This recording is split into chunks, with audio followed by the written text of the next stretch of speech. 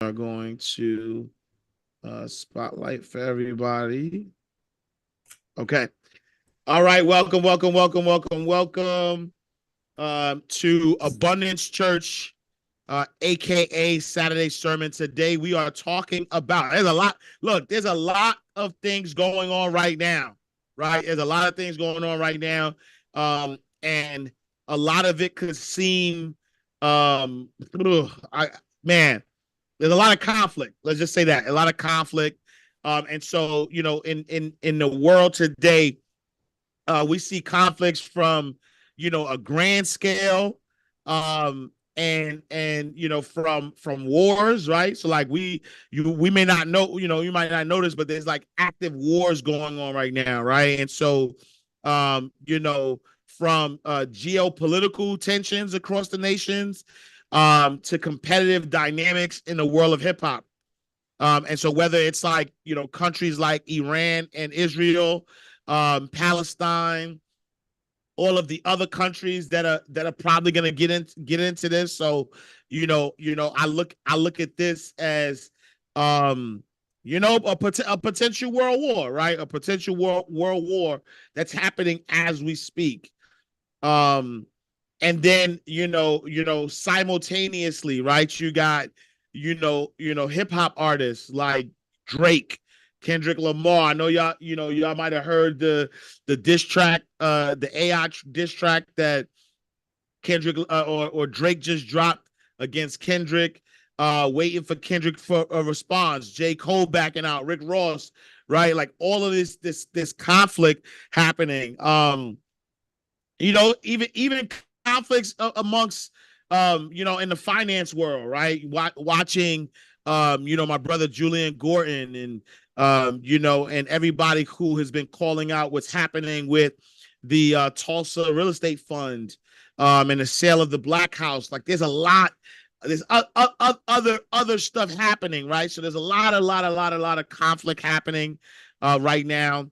And to me, when I look at this and I look at the conflict that's happening, the other day somebody set themselves on fire at a Trump trial. Rest in peace to him. You know what I'm saying? Like, to me, all of this mirrors a deeper truth, about human nature, right? It's a deeper truth about human nature, and the pursuit of what is right. And so this sermon, what I want to do today in this sermon, I want to explore the necessities, right, of sometimes engaging in conflict, to uphold justice and protect essential values, right? And so we're going to be drawing insights from the Quran, from the Bible, from the Torah, as well as principles from the law of attraction. Because what I realize is, in order for us to understand what's right, what's wrong, which direction that we should be going in, I think that it's always good to pull from ancient scriptures, right? It's always good for to pull from scriptures, and really, as we're pulling from these different scriptures, what do they say about conflict, right? Because I think a lot of times when we talk about manifestation, when we talk about desires, when we talk about attracting, law of attracting things, we almost or many of us almost look at them as sort of like a negative, or something that we try to avoid or run from, right? Like how can there be a righteous struggle? Is there such thing as a righteous struggle? Can you be fighting for good, right? Is that part of it? And I want to start with with the Quran. Surah al-Baqarah says, and that's 2 ayat 190, right? So 2 verse 190. And it says, fight in the way of Allah, God, those who fight you, but do not transgress. Indeed, God does not like the transgressors. Right. So again, fight in the way of God, those who fight you, but do not transgress. Indeed, God does not like transgressors. So what does that mean? What does it mean? This verse highlights the necessity of conflict when it is in defense of justice. I'm going to say that again. This highlights the necessity of conflict when it is in defense of justice, but also emphasizes the importance of not exceeding the bounds of what is just and right. So what does that mean?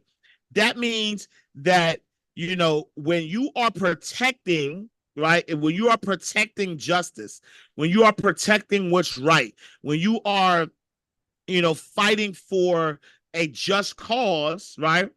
Even in the Quran, it is something that is permissible. It is something that it is allowed for you to defend, right? Like you, if someone's attacking you, you are allowed to defend. But, right? Do not transgress, right? Don't be the aggressor, right? Because God doesn't like the aggressor, right? And so what is it, right? Where's the Malcolm X? There's a Malcolm X quote. I'm gonna pull it up. What do you say? Malcolm X. There's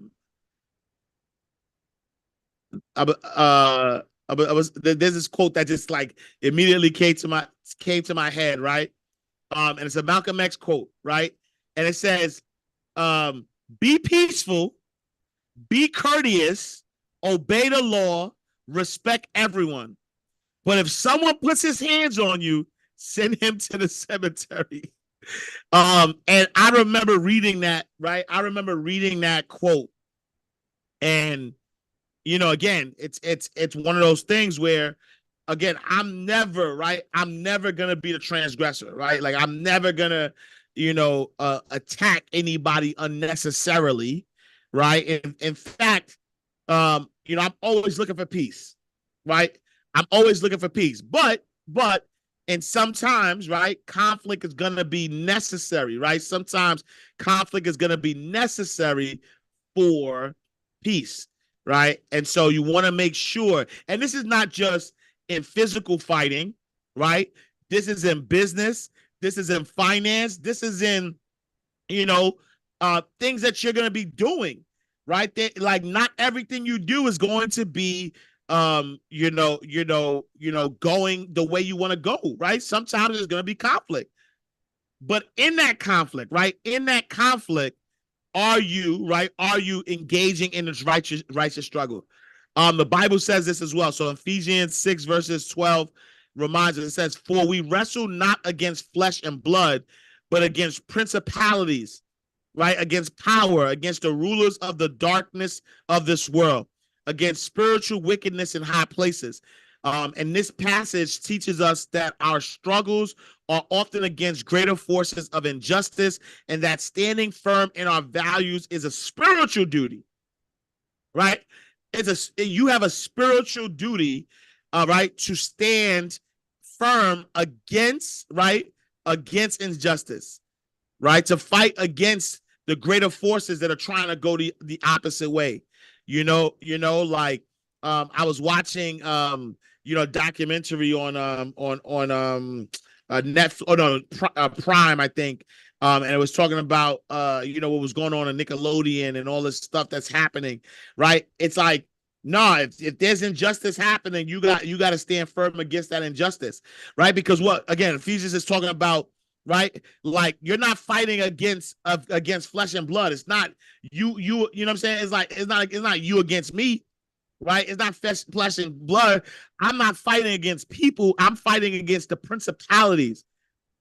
What are your principles? What do you stand for? Right? You know, like I'm fighting against powers. I'm fighting against rulers of the darkness in this world. Like who's leading the darkness, right? Because there might be somebody I love, right? And do I love their flesh and blood, or do I love their principles? Do I love what they stand for? Right? And so if someone that I love, right, goes in a direction, right, goes in a direction that is not just, then me fighting against that person is not fighting against their flesh and blood. It's more so fighting against the principle, right? It's fighting against that power. It's fighting against that darkness, right? Them being a ruler, right? A ruler of that darker world. Right? And the Torah says this in Deuteronomy 20, verse 4. It says, "For the Lord your God is the one who goes with you to fight for you against your enemies to give you victory." Right? And so it says, right, this verse reassures us that in conflict, right, for just causes, though, right? In conflict for just causes, right? So it says that conflicts for just causes, we are not alone, right? Divine support is what is with us, with those who strive to uphold righteousness, right? So think about that, right? Think about when you are fighting for a just cause, never think you're fighting alone, right? Understand, right? It is God who's the one that gives that goes with you to fight, fight for you against the enemies for your victory. And then last but not least, in the law of attraction, right? Law of attraction teaches us that our convictions and the energy we put into defending them attracts outcomes aligned with our deepest values and beliefs. Right? By focusing our energy on fighting wisely and justly, we draw the strength and resources needed to prevail in our righteous causes. Right? So what does that mean? That means whatever we focus on, if we're focused on freedom, right? It's okay to fight for freedom. Right? Because why? If we're focused on freedom, if we're focused on the things, right? If we're focused on our convictions and we have our energy, right, put in that space, that if anybody tries to stop us from our freedom, that you have the right to defend that, right? And as you're defending the thing that you desire, right, with that focus, right, and it aligns with your deepest values and your desires, that's what you actually get. And so I'm going to leave you with a parable. It's called the parable of two villages and the river, right? And so once two villages existed side by side, divided by a mighty river. For generations, both villages lived in harmony, sharing the river's water, which was plentiful and nourishing. However, a time came when a severe drought reduced the river to a trickle, and the heart of both communities was threatened. At first, there was peace, as each village took only what they needed. But as the drought persisted, fear took hold, and the leaders of each village began to consider damming the river to ensure their own survival, even at the cost of their neighbor's demise. In the midst of rising tensions, a wise elder from one village proposed a meeting at the riverbank. Leaders from both villages came with their arguments, prepared, ready to defend their people's survival through conflict and if necessary. The elder listened and then pointed to the river, now barely flowing, and said, "This river does not belong to either village. It is a gift of the earth, meant to sustain all who live by its banks. We can dam this river, ensuring the death of one village to save the other, or we can work together to seek deeper wells to conserve what water we have and to find long-term solutions that ensure both our survivals." Moved by the elder's wisdom, the villagers chose to work together. They pooled their resources and knowledge to overcome the drought collectively. In doing so, they not only preserve both villages, but strengthen the bonds between them. Understanding that sometimes the fight for survival is also a fight for unity and mutual respect. Right? And so, like the villages, our parable, in our parable, we too face choices in our battles. There's these choices we have to make, whether they are conflicts between nations, within communities, or amongst influential voices in our culture. Let us choose, right? Let us choose to fight not out of hatred or fear, but from a place of courage and conviction for justice. Let us be inspired by the belief that with the right intentions and collective actions, even the most challenging conflicts can lead to greater understanding and lasting peace. All right. Let us remember, as we walk the path of conflict for just causes, that most powerful weapon we wield is our commitment to righteousness and our unwavering resolve to act in the light of truth, right? And so, I just wanted to, leave that message out for everybody, right? Because there is a time for peace, there's a time for war, right? There's a time for conflict. There's a time to defend, right? There's a time to defend what is rightly yours. Like when I say abundance is your birthright, right? When I say that abundance is your birthright, that does not mean that your abundance won't be attacked, right? That doesn't mean that your abundance might not be attacked. That doesn't mean that other people might not understand. Like other people might not know that they have the same access to abundance that you have. They might not know this. And because they don't know this, right? They're in fear. They're hating, right? And then in that fear, in that hatred, they start trying to attack, right? They start trying to attack what you got, right? They're attacking your abundance, not even realizing that they have access to that same abundance. And so what do you do, right? What do you do? What do you do? Do you let them attack you?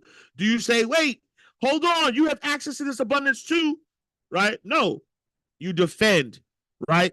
You defend, right? You defend your abundance. You defend your freedom.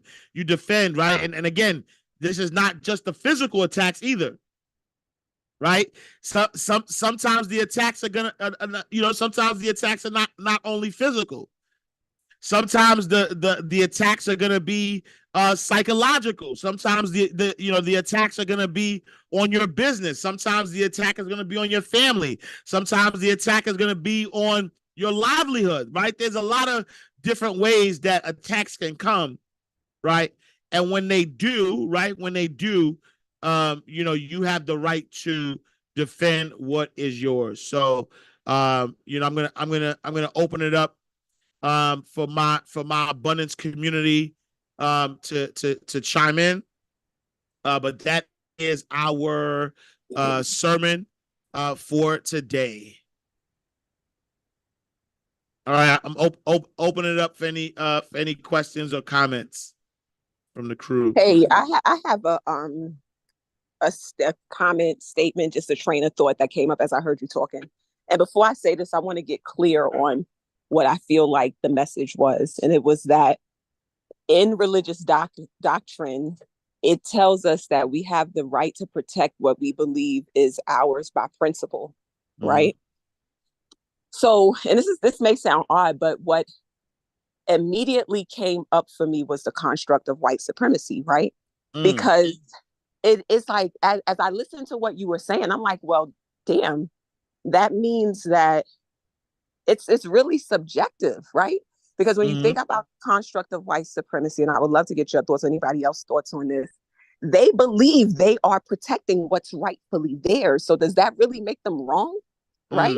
They believe that they deserve everything. Like we know that they were groomed to believe that they deserve everything that this world has to offer. It's theirs, whether somebody was there or not. That's just their belief system. So does this justify that in a way? I love that question.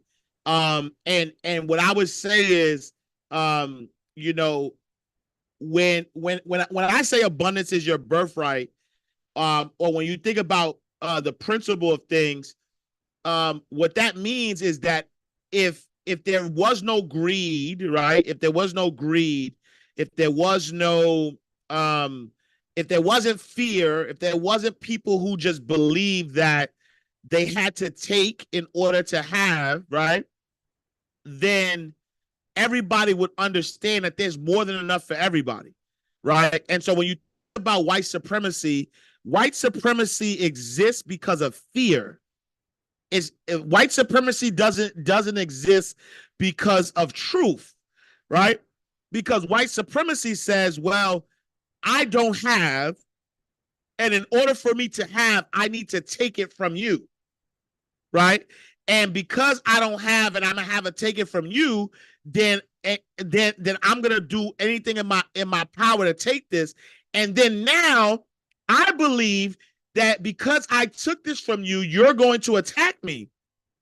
And so because I think you're going to attack me, I'm going to defend myself, right? I'm going to wipe you out. I'm going to kill your kids. I'm going to kill everybody because I don't want them to get older and retaliate. None of that is based on truth, though, right? Because the original people who had the abundance, that's even how white supremacy started, because the original people who had the abundance said, here, I come with open arms. I got more than enough. You come have some of this. And then that lack mentality, that fear said, oh no, there's not enough for me because I come from lack. And so I'm going to try to take it, so I can never do it out again. And so I think that, it's not about belief system. So I'm glad you mentioned that, right? It's not really about belief system, right? It's about principle, right? It's about justice, right? It's about what's right. It's about what's fair. And so when we look at, any of the doctrines, though, right? Even if you look at any of the doctrines are not saying that it's okay to take what's not yours, right? And even we think about, if we go to white supremacy again, if we think about that, even a lot of the original Bible, right, was doctored, was changed, right? It was changed to remove, right, to justify slavery. There is a slave Bible. There's a Bible that says that we're all equal, right? There's a Bible that says that, we shouldn't covet each other's properties and things of that nature. Like that's part, that's part of the doctrine. That's part of the right. But what happened? The people who were in lack mentality, right, decided to do what? They decided to doctor the original what was originally passed down.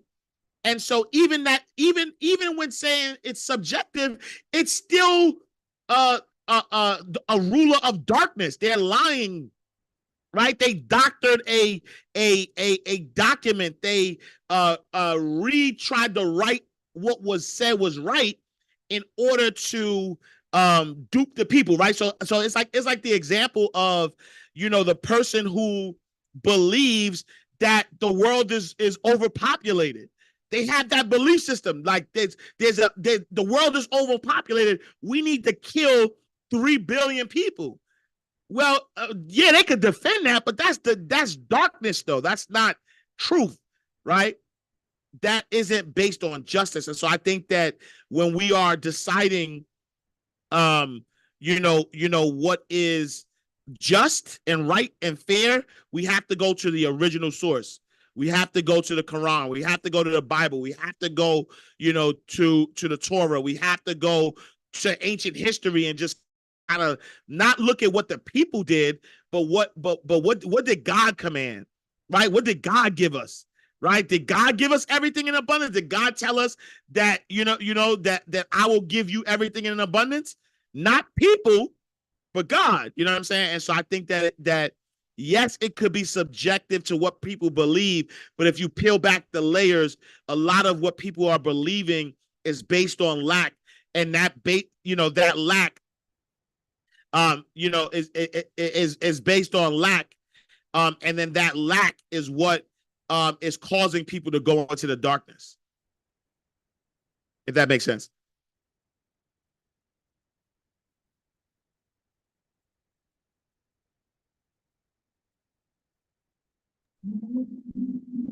That makes sense.